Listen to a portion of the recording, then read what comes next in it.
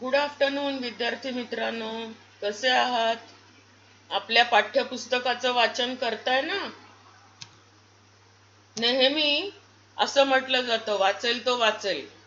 तसंच पाठ्यपुस्तक हा आपल्या सर्वात जवळचा मित्र मैत्रीण असं मानायचं आणि रोज त्याला भेट द्यायची. म्हणजे रोज पाठ्यपुस्तकातला थोडासा भाग वाचायचा. म्हणजे जेव्हा कधी कोणतीही परीक्षा येईल तेव्हा तुम्हाला सर्व अभ्यास आपण कधीतरी वाचलेला आहे याचं जाणीव होईल, समाधान मिळेल. याच्या आधीचा जो धडा होता त्याच्यात आपण मूलद्रव्यांचे प्रकार, संयुगांचे प्रकार आणि मिश्रणांचे प्रकार शिकलो. त्या मूलद्रव्यांच्या प्रकारात मी तुम्हाला सांगितलं होतं की या प्रकारांचा अभ्यास आपण पुढच्या प्रकरणात जास्त करणार आहोत. तर ते प्रकरण आहे धातू अधातू. म्हणजे तुम्हाला आतापर्यंत कळलं असेल की धातू आणि अधातू हे दोन्ही मूलद्रव्यांचेच प्रकार आहेत. उठल्यापासून तुम्हाला कितीतरी ठिकाणी आपल्याला घरात धातूंचा संबंध येतो.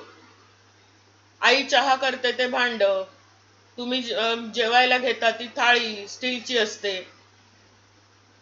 अशा किंवा दुसऱ्या कितीतरी वस्तू आपण घरात वापरत असतो, दागिने सोन्या चांदीचे.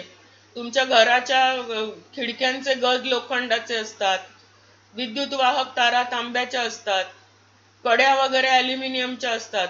अशा अनेक धातूंशी आपला संबंध येत असतो. का वापरतात एवढे धातू? काय एवढे त्यांचे विशेष गुणधर्म आहेत? ते तुम्हाला हा धडा जेव्हा पूर्ण होईल तेव्हा तुमच्या लक्षात येईल आपण धातू का वापरतो. तर धातूंचे इंग्लिश नाव आहे मेटल्स. सोनं, चांदी, लोखंड, तांबे, aluminium, magnesium, calcium, sodium, platinum असे अनेक धातू आहेत. काळोखात जर तुम्ही स्वयंपाकघरात गेलात तर स्टीलची भांडी चकाकताना दिसतात. कुठच्याही धातूंना चकाकी असते, ते कठीण असतात. धातूचा चमचा घ्या आणि आता ठरवलं की ह्याला पटकन आपण रबरासारखा ताणूया, वाकवूया, तर जमणार नाही, कठीण असतात. त्यांची तार किंवा पत्रे बनवता येतात. त्यांची भांडी बनवतात कारण ते उष्णतेचे सुवाहक आहेत. तर विद्युत वाहक तारा धातूंच्या बनवतात कारण ते विजेचे सुवाहक आहेत. त्याच्याही आधीच्या धड्यात आपण शिकलो की मूलद्रव्याच्या अणूंमध्ये सर्वात बाहेर असतात ते इलेक्ट्रॉन्स. ते धातूंची अशी एक सवय असते की ते संयुजा इलेक्ट्रॉन म्हणजे सर्वात बाहेरच्या कक्षेतले इलेक्ट्रॉन गमावतात आणि इलेक्ट्रॉन गेले की कोणाचा प्रभार वाढतो? तर प्रोटॉनचा. त्यामुळे इलेक्ट्रॉन गमावून धनप्रभारी आयन बनतात किंवा त्याचंच दुसरं नाव आहे कॅटायन. धन आयन म्हणजेच कॅटायन निर्माण करतात. कॅटायन निर्माण करणं हा एक धातूंचा गुणधर्म आहे रसायन शास्त्राच्या दृष्टीने. आता भौतिक गुणधर्म बघूया धातूंचे. पहिला गुणधर्म आहे अवस्था. सर्वसामान्य तापमानाला किंवा त्याला कक्ष तापमानाला म्हणतात. धातू जे असतात ते स्थायू अवस्थेत राहतात. पण अपवाद आहे आपल्या थर्मामीटर मधला पारा आणि दुसरा एक आहे धातू गॅलियम. याच्यासारखे धातू काही अपवाद आहेत कारण ते कक्ष तापमानाला द्रव अवस्थेत असतात. पण बाकी हे दोघं 2-4 अपवाद सोडले तर सर्व धातू घनरूप किंवा स्थायू अवस्थेत असतात. रक्तदाब मापक किंवा थर्मामीटर म्हणजे हा असतो ब्लड प्रेशर मोजणारा, तसा घरातला ताप मोजणारा असतो तो थर्मोमीटर. त्याच्यामध्ये राखाडी रंगाचा चकचकीत द्रव असतो तो असतो पारा. दुसरा गुणधर्म आहे चकाकी किंवा तेज. इंग्लिश मध्ये म्हणतात लस्टर. तांब्याची भांडी असतील घरात किंवा चमचा असेल, एखादं पेला असेल तर ते घ्या, लिंबाने घासा आणि पाण्याने धुवा. धुण्यापूर्वी आणि धुतल्यानंतर जर तुम्ही बघितलं तर ते लिंबाने घासल्यानंतर एकदम चकाकायला लागतं. त्याला म्हणतात तेज. धातूचा एखादा पृष्ठभाग घासला स्वच्छ किंवा नुकता कापला तर प्रकाशाचं परावर्तन होतं आणि धातू तेजस्वी दिसतो.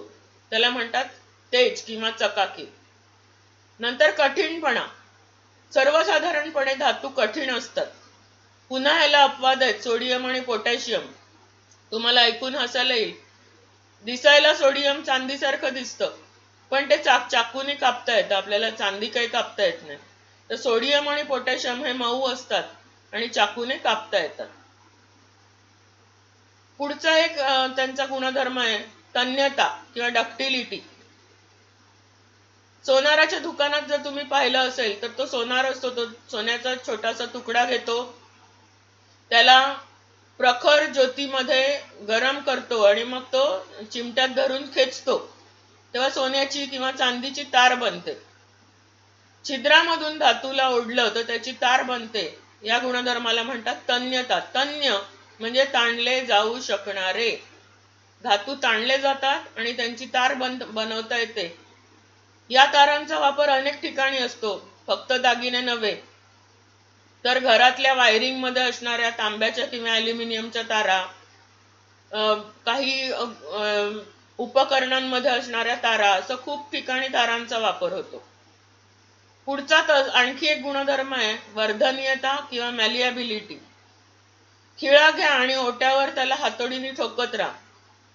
जर तुम्ही जोर लावला असेल तर तुम्हाला त्याचा पातळ पत्रा तयार होताना दिसेल.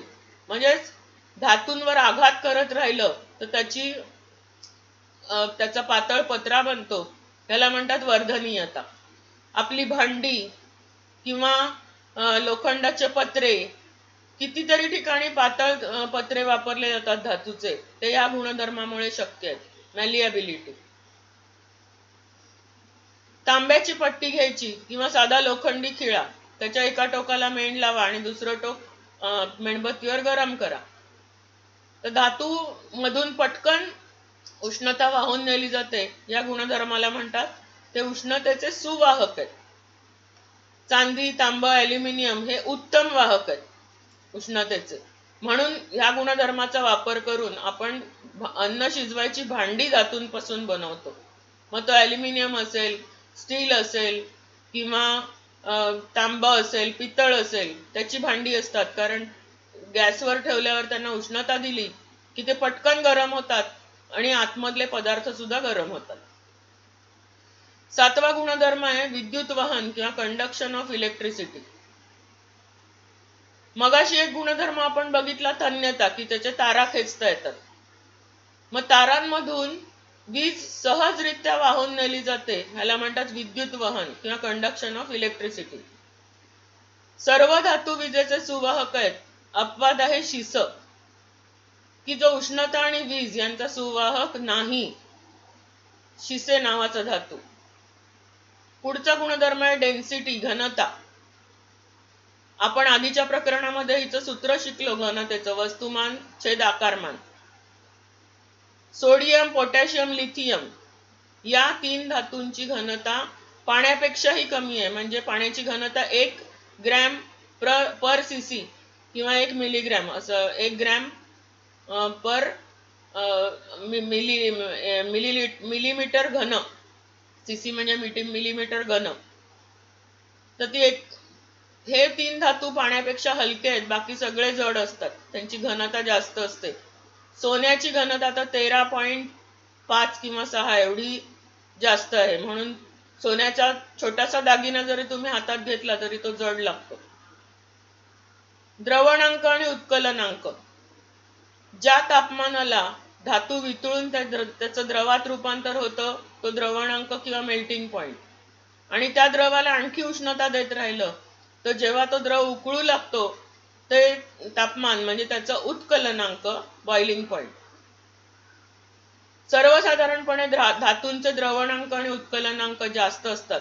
एक तुमच्या ओळखीचा धातू जर लोखंडाचा आपण विचार केला तर 1500च्या म्हणजे 1500च्या अंश सेल्सिअसच्या पुढे त्याचा द्रवणांक असतो आणि 2350 अंश सेल्सिअसच्या आसपास त्याचा उत्कलनांक असतो. हे तापमान आपण घरी निर्माण करू शकतो का? तर नाही. म्हणून तर स्टेनलेस स्टील म्हणजे ज्याचा मूळ गाभा आहे लोखंड, ती स्टेनलेस स्टीलची, तांब्याची, ॲल्युमिनियमची भांडी गॅसवर ठेवल्यावर वितळली असं कधी होत नाही, कारण त्यांचे द्रवणांक खूप जास्त असतात. पुन्हा ह्याला अपवाद आहे पारा, Hg म्हणजे पारा, गॅलियम, सोडियम, पोटॅशियम. यांचे द्रवणांक उत्कलनांक कमी आहेत. आणि अजून एक मजेशीर गुणधर्म आहे धातूंचा, नादमयता, सोनॉरिटी. तुम्ही जर धातूचं एखादं भांड आणि चमचा एकमेकावर आपटला तर छान आवाज येतो. त्या गुणधर्माला म्हणतात नादमयता. मग ह्याचा उपयोग कुठे करतात? तर शाळेची घंटा की ती पितळेची असते, त्याच्या आतमधला टोला पण पितळेचा असतो आणि त्या दोन एकमेकांवर आपटले की आवाज येतो. किंवा घरातली इलेक्ट्रिकची बेल जी आपण आधी शिकलो, विद्युत धारेचा चुंबकीय परिणाम, त्याच्यात सुद्धा स्टीलचा टोला आणि स्टीलची वाटी ते एकमेकांवर आपटून डोअरबेलचा आवाज येतो. किंवा जी सगळी वाद्य असतात, तंबोरा, पेटी, यांच्यामध्ये धातूंच्या बघा तारा असलेली वाद्य तुम्ही बघितले, तंबोरा, वीणा, त्याच्यामध्ये ज्या तारा असतात तांब्याच्या त्या नुसत्या छेडल्या तरी त्याच्यातून सुंदर आवाज येतो. तर पेटी असते तिच्यामध्ये धातूच्या पट्ट्या असतात आणि त्याच्या फटीतून हवा गेली की त्याच्यातून सुंदर आवाज येतात. म्हणजे नादमयता हा धातूचा एक गुणधर्म आहे. धातूंच्या बरोबरीने दुसरा प्रकार आहे अधातू, non metals. Carbon, sulphur, phosphorus हे काही अधातू आहेत. कार्बनचं उदाहरण आहे कोळसा. सल्फर ही पिवळ्या रंगाची पावडर असते. शाळा सुरू झाल्यावर जेव्हा तुम्ही शाळेत याल तेव्हा तुम्हाला शिक्षक दाखवतील हे. फॉस्फरस हे सगळे अधातू आहेत. साधारणपणे स्थायी अधातू ठिसूळ असतात आणि त्यांना चकाकी नसते. आता अधातूंचे भौतिक गुणधर्म बहुतेक सगळे धातूंपेक्षा सर्व वेगळे आहेत. धातू फक्त स्थायू आहेत तर अधातू मात्र स्थायू, द्रव आणि वायू तीनही रूपांमधले अधातू आहेत. उदाहरणार्थ कार्बन, सल्फर, फॉस्फरस स्थायू रूप आहेत. ब्रोमीन हा एकमेव द्रवरूप अधातू आहे. चॉकलेटी किंवा तपकिरी रंगाचा द्रव असतो. आणि हायड्रोजन, नायट्रोजन, ऑक्सिजन हे वायुरूप आहेत, रंगहीन आहेत, वासहीन आहेत, त्यांना स्वतःचा वास नाही आहे, हे वायुरूप आहेत. अशा प्रकारे अधातू तीनही रूपात आढळणारे आहेत. चकाकी, हिरा, आयोडीन हे दोन सोडले तर एकाही अधातूला चकाकी नसते. पण काही अधातू रंगहीन तर काहींना विविध रंग असतात. त्याचं उदाहरण कार्बन म्हणजे कोळसा काळ्या रंगाचा असतो. धातू कठीण असतात तर अधातू ठिसूळ. कोळसा घ्या आणि हातोडीने ठोका, त्याचा पत्रा होणार नाही, त्याची पावडर होत जाईल.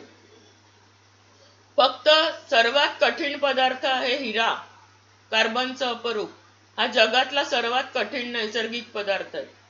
तो मात्र अधातू आहे, तो अपवाद आहे. बाकी सगळे मऊ असतात अधातू. तारा किंवा पत्रे अधातूंचे बनत नाहीत, म्हणजेच ते तंतुक्षम आणि वर्धनीय नसतात.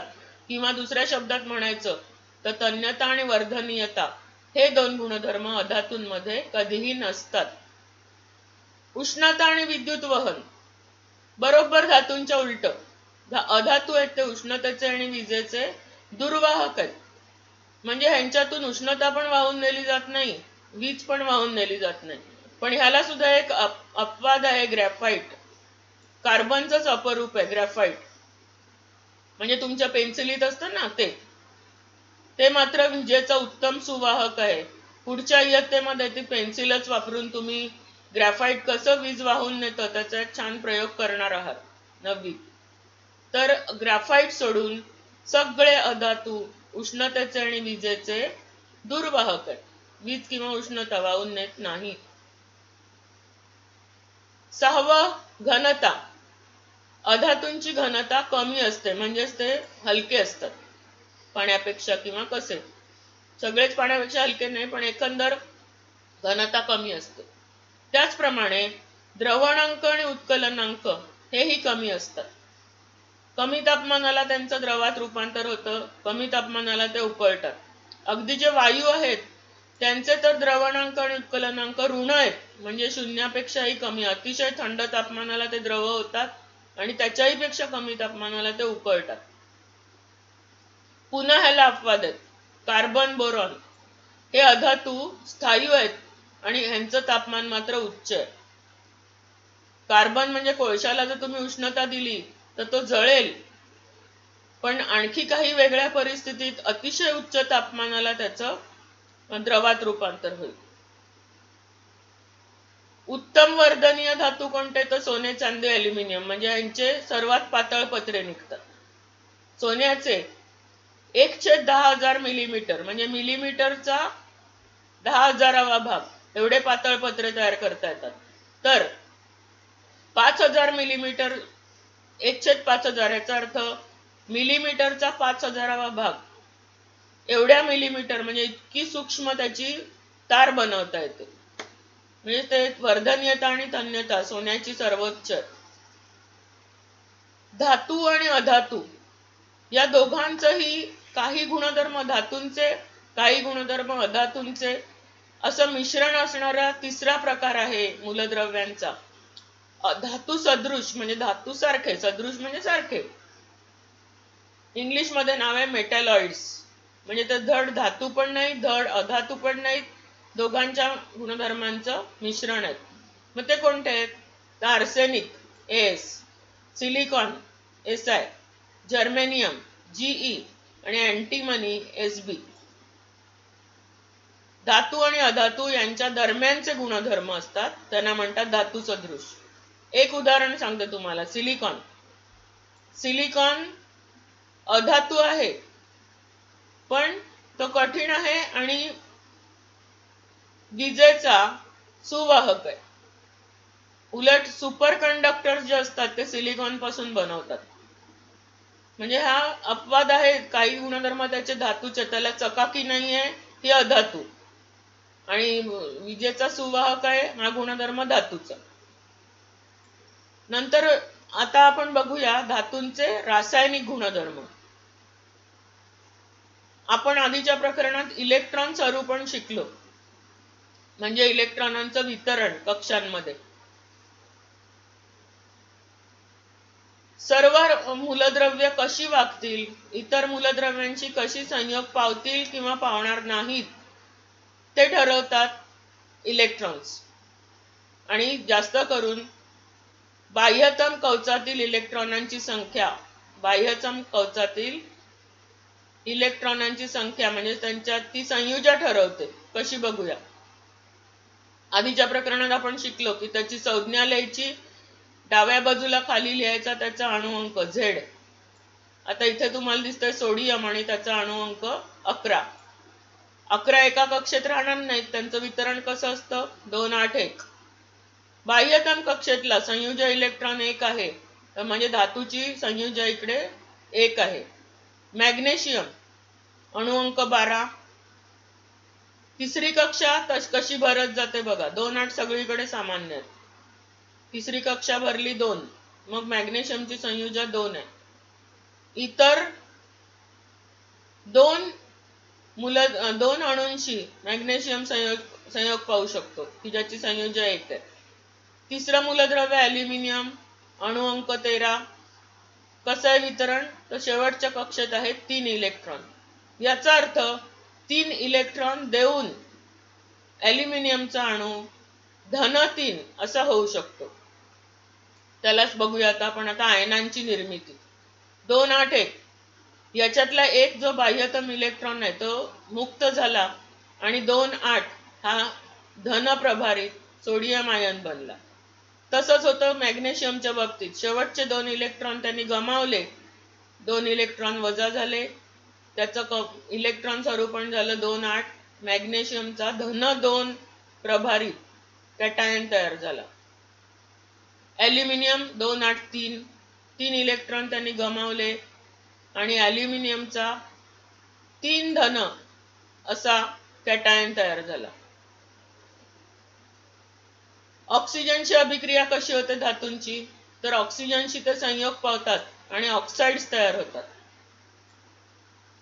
धातूंचे ऑक्साइड त्यांची आम्लाशी क्रिया होते आणि क्षार आणि पाणी म्हणजे उदासीनीकरणाची अभिक्रिया असते. उदाहरणं बघूया आपण. नंतर बघूया त्यांची जशी ऑक्सिजनची अभिक्रिया होते तशी आम्लांबरोबर सुद्धा होते, विरल आम्लांबरोबर. याचं उदाहरण आहे, जर तुम्ही मॅग्नेशियमच्या जस्ताच्या तुकडे घेतले, त्याच्यावर विरल सल्फ्युरिक आम्ल टाकलं, तर झिंक सल्फेट हा क्षार तयार होतो आणि हायड्रोजन वायू मुक्त होतो. इथे सांगितलंय बघा, विरल हायड्रोक्लोरिक आम्ल घ्या, जस्ताची पूड टाका, जळती काडी नेली तर ती फट असा आवाज होऊन विजते, त्याचा अर्थ हायड्रोजन वायू तयार झाला. कारण आपल्याला हे वायू डोळ्यांनी दिसत नाही, त्यांचा वास येत नाही, मग त्यांच्या ओळखण्याच्या काही कसोट्या आहेत. जर वायू फट आवाज होऊन विजला तर तो हायड्रोजन, जर त्याच्यात पेटती काडी विझून गेली तर तो ज्वलनाला मदत न करणारा कार्बन डायऑक्साईड, आणि जर पेटती काडी आणखी जोराने प्रज्वलित झाली तर तो ज्वलनाला मदत करणारा ऑक्सिजन. अशा सोप्या त्याच्या कसोट्या आहेत की ज्याच्यासाठी फक्त तुम्हाला पेटती काडी, जळती काडी न्यावी लागते. तर आपण ह्याच्यातून काय फक्त लक्षात ठेवायचं, धातूवर विरल आम्लांची क्रिया झाली तर क्षार तयार होतो धातूचा आणि हायड्रोजन वायू मुक्त होतो.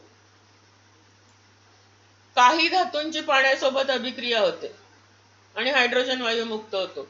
विशेषतः जे मऊ धातू आहेत, सोडियम, पोटॅशियम, कॅल्शियम, त्यांची पाण्याशी अभिक्रिया होऊन हायड्रोजन वायू तयार होतो. काही धातूंची कक्ष तापमानाला, आता जे मी नाव सांगितले ते कक्ष तापमानाला म्हणजे साध्या पाण्याशी होते. काहींची गरम पाण्यासोबत होते, उदाहरणार्थ ॲल्युमिनियम वगैरे. तर काहींची पाण्याच्या वाफेसोबत अभिक्रिया होते आणि प्रत्येक ठिकाणी अभिक्रियेचा दर वेगवेगळा असतो. म्हणजे काही हळूहळू होतात तर काही एकदम जलद होतात. जसे धातूंचे रासायनिक गुणधर्म आपण बघितले की त्यांच्या संयुजा 1 ते 3 या दरम्यान असतात. धातूंच्या संयुजा 1 ते 3, 1, 2, 3 अशा असतात. याच्या उलट अधातूंच्या संयुजा 4 ते 7 अशा असतात. आता तुम्ही म्हणाल इकडे काय झालंय, नायट्रोजन अणु अंक 7, याच्या बाह्यतम कक्षेत 5 इलेक्ट्रॉन्स आहेत. आता तुम्ही विचार करा, इकडे लॉजिकली विचार करायचा. अष्टक पूर्ण होण्यासाठी, अष्टक म्हणजे 8 ची संख्या, पहिल्या कक्षेची के एलिमेंट आठवा जरा. के मध्ये किती असतात, जास्तीत जास्त 2 इलेक्ट्रॉन राहू शकतात. दुसरी कक्षा आहे एल, तिची क्षमता आहे 8 इलेक्ट्रॉनांची, पण इकडे 5च आहेत. मग नायट्रोजनच्या अणूला 5 देणं सोपं की 3 घेणं सोपं? तर तुम्ही पटकन सांगाल 3 घेणं सोपं. म्हणजे नायट्रोजनचा अणू 3 इलेक्ट्रॉन्स घेतो आणि ऋण प्रभार वाढल्यामुळे ऋण आयन बनतो, त्याला म्हणतात ऍनायन. अधातू बाह्यतम कक्षात म्हणजे संयुजा कवचात इलेक्ट्रॉन स्वीकारतात आणि ऋण प्रभारी आयन, ऋण आयन म्हणजेच ऍनायन बनतात. पुन्हा एकदा पुढचं उदाहरण बघूया. ऑक्सिजन अणु अंक 8, ह्याचं स्वरूप आहे 2, 6. पुन्हा इथे तुमच्या लक्षात येईल की 6 देणं कठीण आहे पण 2 इलेक्ट्रॉन्स घेणं सोपं आहे. मग ऑक्सिजनचा अणू 2 इलेक्ट्रॉन्स घेतो कोणाकडनं तरी, दुसऱ्या मूलद्रव्याकडून, किंवा ते 2 इलेक्ट्रॉन शेअर करतो आणि त्याचं अष्टक पूर्ण होतं आणि इलेक्ट्रॉनांचा प्रभार वाढल्यामुळे ऋण 2 असा कॅटायन ऍनायन तयार होतो. तर तिसरं आहे 17 क्लोरीन 2. इथे गंमत बघा, दुसऱ्या कक्षेत 8 इलेक्ट्रॉन आले, त्याची क्षमता संपली, 2, 8. तरी 17 म्हणजे 7 शिल्लक आहेत ना, 2 आणि 8 किती झाले, 10. 7 शिल्लक आहेत. ते तिसऱ्या कवचात गेले. तिसऱ्या कवचामध्ये सुद्धा जरी त्याची क्षमता 18 असली तरी अणू आधी अष्टक पूर्ण करण्याचा प्रयत्न करतात. अष्टक म्हणजे 8. मग इथे 1 इलेक्ट्रॉन कमी पडतोय, तो क्लोरीनचा अणू दुसऱ्या कोणाकडून घेतो आणि अष्टक पूर्ण होतं, इलेक्ट्रॉनांचा प्रभार 1 नी वाढतो आणि ऍनायन तयार होतो. आता इथे जरी बाह्यतम कक्षेत इलेक्ट्रॉनांची संख्या 7 असली तरी क्लोरीनची संयुजा मात्र 1 असते. तसंच इकडे सुद्धा नायट्रोजनची संयुजा 3 असते कारण त्यांनी 3 घेतले इलेक्ट्रॉन्स. ऑक्सिजनची संयुजा 2 असते कारण तो 2 इलेक्ट्रॉन्स घेतो. तर क्लोरीन, फ्लोरीन, ब्रोमीन, आयोडीन यांचे अणुअंक वेगवेगळे आहेत, पण साम्य काय? तर बाह्यतम कक्षेत 7 इलेक्ट्रॉन्स असतात आणि ते एक इलेक्ट्रॉन घेऊन ऋण एक प्रभारित आयन तयार करतात. आता हे बघा, हे जे मी सांगते, एक इलेक्ट्रॉन गमावतो, घेतो, एक इलेक्ट्रॉन घेतो, कमावतो आणि क्लोराईड ऋण एक आयन बनतो. ऑक्सिजन 2 इलेक्ट्रॉन घेतो, ऑक्साईड 2 ऋण असं आयन बनतो. तर नायट्रोजन 3 इलेक्ट्रॉन घेतो, ऋण 3 नायट्राइड आयन बनतो. ही झाली इलेक्ट्रॉन स्वरूपण आणि त्याच्यावरून ठरणारी त्यांची संयुजा. आता ऑक्सिजन बरोबर अधातू कसे संयोग पावतात?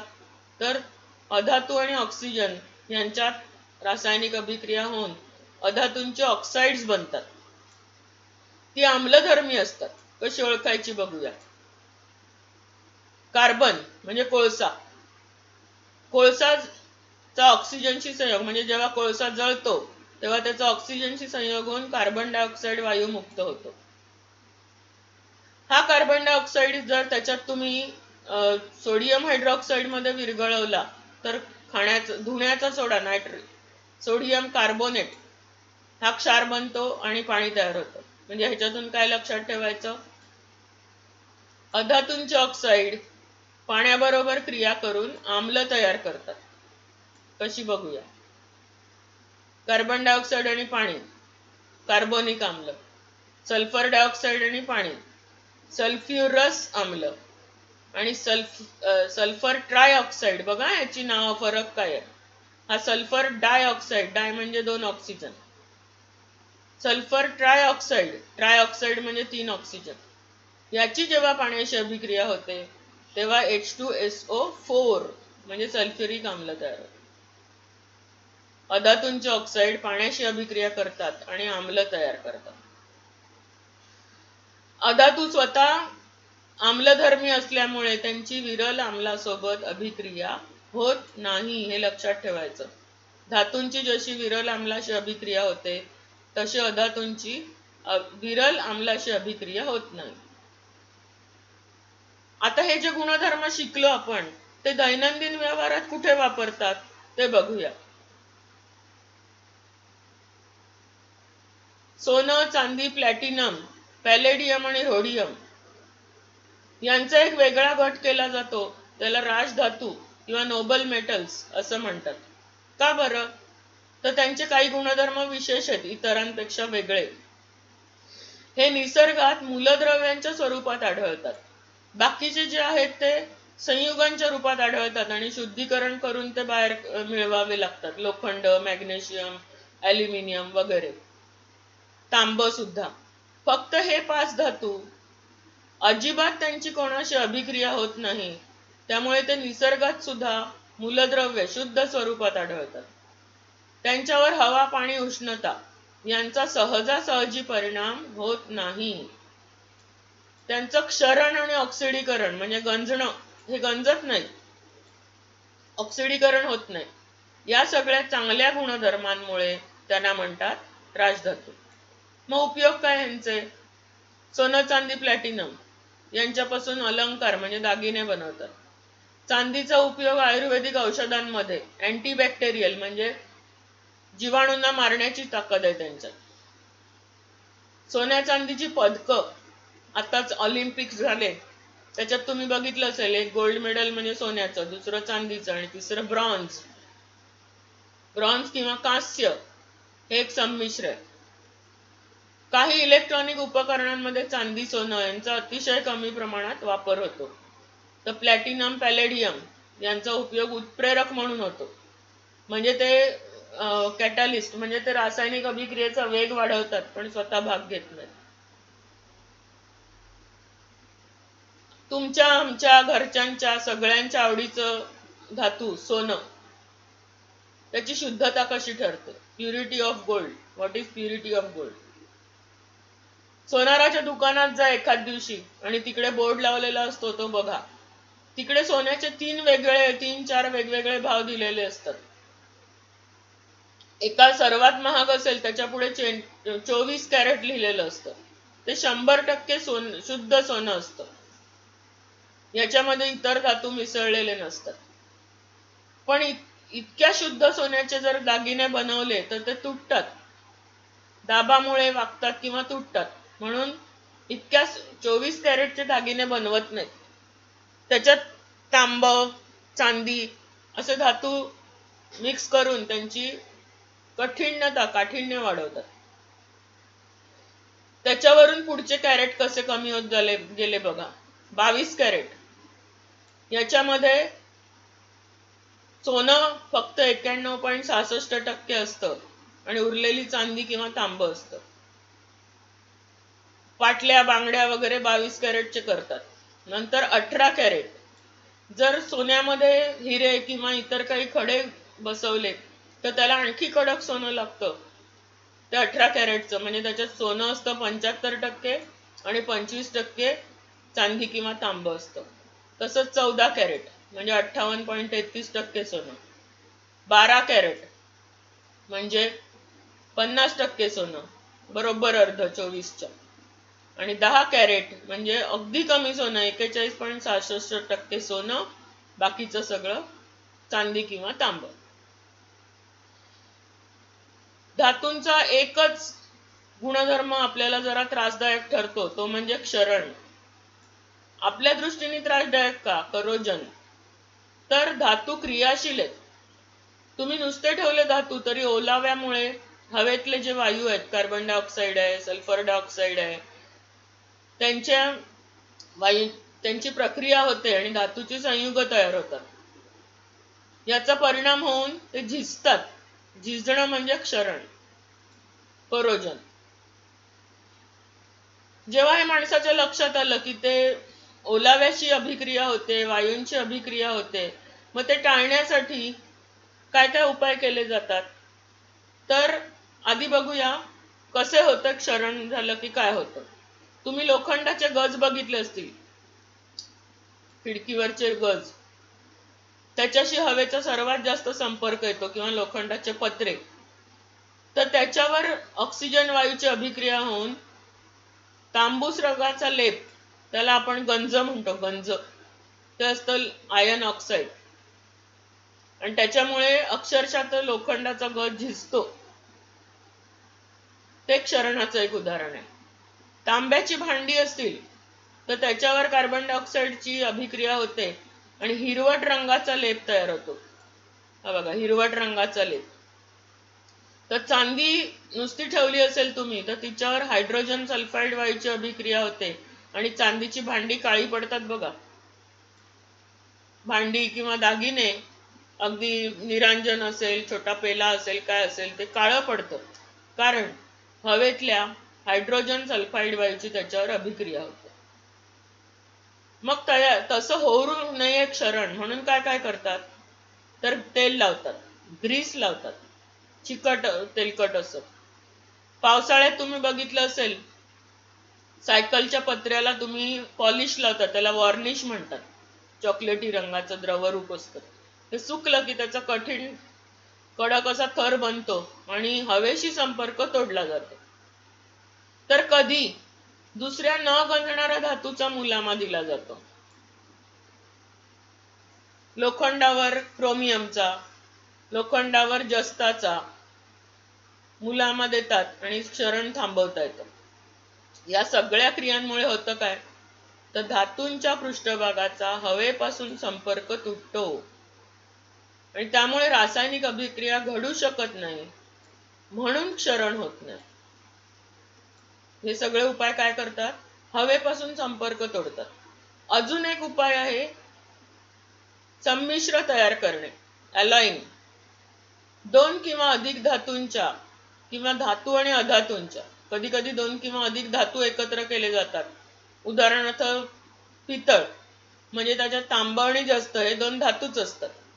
तर कधी धातू आणि अधातू सुद्धा एकत्र करतात, पण ते मिश्रण एकजीव असतं, समांगी असतं, त्याला संमिश्र म्हणतात. आता उदाहरणं ऐकली की तुम्हाला कळेल मी काय बोलते. स्टेनलेस स्टील जे असतं त्याच्यात 4 प्रकार घटक असतात. लोखंड हा धातू, कार्बन हा अधातू आणि पुन्हा क्रोमियम निकेल हे अगदी थोड्या प्रमाणात धातू. म्हणजे 3 धातू आणि 1 अधातू यांचं योग्य प्रमाणातलं मिश्रण ते स्टेनलेस स्टील. नुसत्या लोखंडाला गंज चढतो, लाल डाग पडतात. पण हे लोखंड, कार्बन, क्रोमियम आणि निकेल यांचं अगदी योग्य प्रमाणात मिश्रण करून जर तुम्ही संमिश्र बनवलं तर त्याला लोखंडापेक्षा चकाकी असते, त्याच्यावर कधी गंज चढत नाही, त्याला कधी गंजाचे डाग पडत नाही. स्टेन म्हणजे डाग. स्टेनचा अर्थ काय? डाग. मग स्टेनलेस म्हणजे ज्याच्यावर डाग नाही ती भांडी स्टेनलेस स्टील. पितळ ह्याची सुद्धा भांडी असतात. तांब आणि जस्त यांचं एकजिन्सी मिश्रण बनवतात. तांब्याचा लाल रंग पण नसतो आणि जस्ताचा चांदीसारखी चकाकी पण चांदीसारखा पांढरा चकचकीत रंग पण नसतो, पिवळ्या रंगाचं असतं. तर कांस्य किंवा ब्रॉन्झ हे तांब आणि कथील यांच्यापासून बनवतात. तर ही झाली संमिश्र, की अशा योग्य प्रमाणात मिश्रण करतात की त्याच्यामुळे त्यांचं गंजणं थांबवलं जातं, क्षरण थांबवलं जातं. आता एक गंमत ह्याच्यात, दिल्लीमध्ये 1500 वर्षांपूर्वी कुतुब मिनार हा हे कुतुब मिनार, हा जो दिसतोय उंच हा कुतुब मिनार. पण त्याच्या बाजूला एक लोखंडाचा स्तंभ आहे. आता मी जो हायलाइट केलाय तो लोखंडाचा स्तंभ आहे. तो 1500 वर्ष होऊनही आज चकचकीत का राहतो, ह्याला गंज का नाही चढलाय? तर आपल्या पूर्वजांना एवढ्या वर्षांपूर्वी सुद्धा संमिश्र बनवण्याची कला माहिती होती. काय केलं त्यांनी? लोहामध्ये अत्यल्प प्रमाणात कार्बन, सिलिकॉन आणि फॉस्फरस मिसळले आहे, म्हणून 1500 वर्ष झाली तरी याला गंज चढला नाही. आता इथे लबाडी कशी करतात बघा. स्वस्त किमतीचं स्टेनलेस स्टील बनवताना महाग निकेलच्या ऐवजी तांब्याचा वापर करतात. मग काय होतं? तर भांड्यांना उभ्या चिरा जातात. तर कधी कधी लोखंडावर फक्त क्रोमियमचा लेप दिलेला असतो. दिसताना तर स्टेनलेस स्टील दिसतं, पण थोड्या दिवसांनी तो क्रोमियम किंवा जो काही धातू चकचकीत लेप दिला असेल त्याचे तुकडे पडून जातात. आणखी एक मजा, भंगारवाले येतात का तुमच्या घरी? ते भंगार घेऊन काय करतात बरं? मोडक्या तोडक्या धातूंच्या वस्तू, कड्या, नळ, फुटके डबे घेऊन जातात. पाईप काय करत असतील? तर हे नेऊन ते कारखान्यांना विकतात. धातूंच्या वस्तू बनवणारे जे कारखाने आहेत तिकडे विकतात. तुमचं विकलेलं सगळं भंगार वितळवलं जातं, उच्च तापमानाला भट्टीमध्ये वितळवलं जातं आणि त्याचा पुनर्वापर केला जातो. त्यामुळे ह्यापुढे घरी सांगा समजावून की धातूच्या तुटलेल्या वस्तू, कोणताही धातू असेल, ॲल्युमिनियम असेल, लोखंड असेल, तांब असेल, तुटलेल्या वस्तू फेकून द्यायच्या नाही, त्या भंगारवाल्याकडे द्यायच्या. त्याचं रिसायकलिंग होतं, म्हणजे त्याच्यापासून पुन्हा नवीन वस्तू बनवायला त्याचा वापर होतो आणि त्यांची बचत होते. ते कचऱ्यात फुकट जाणार, त्याच्याऐवजी वस्तू बनवल्या जातात. आता हे प्रश्न बघा, तक्ता पूर्ण कसा करायचा? तर तन्यता, त्याचा दैनंदिन जीवनात एक खूप उपयोग कोणता? तर वीजवाहक तारा बनवणे. वर्धनीयता, भांडी आणि पत्रे बनवणे. उष्णतेचे वहन, तर इथे सुद्धा भांडी बनवण्यासाठी याचा उपयोग होतो. विद्युत वहन, मग वीजवाहक तारा आणि उपकरणं, इस्त्रीसारखी उपकरणं, त्याच्यामध्ये विद्युत वहनाचा किंवा उष्णतेचा सुद्धा वापर केला जातो. आणि नादमयता, दैनंदिन जीवनात काय उपयोग आहेत? तर शाळेची घंटा, वेगवेगळी वाद्य, याच्यामध्ये धातूंच्या नादमयतेचा उपयोग केला जातो. मग इथे तुम्हाला दैनंदिन जीवनात उपयोग केला जातो अशा वस्तूंची नावं लिहायची, जेवढी आठवतील तेवढी. आणि नेहमीचे बाकी, हा वेगळा प्रश्न होता म्हणून मी सांगितला. बाकीचे नेहमीचे ते तुम्ही सोडवायचे, वहीत त्यांची उत्तरं लिहायची. तर 7वा धडा आपला संपलेला आहे, धातू आणि अधातू. धन्यवाद.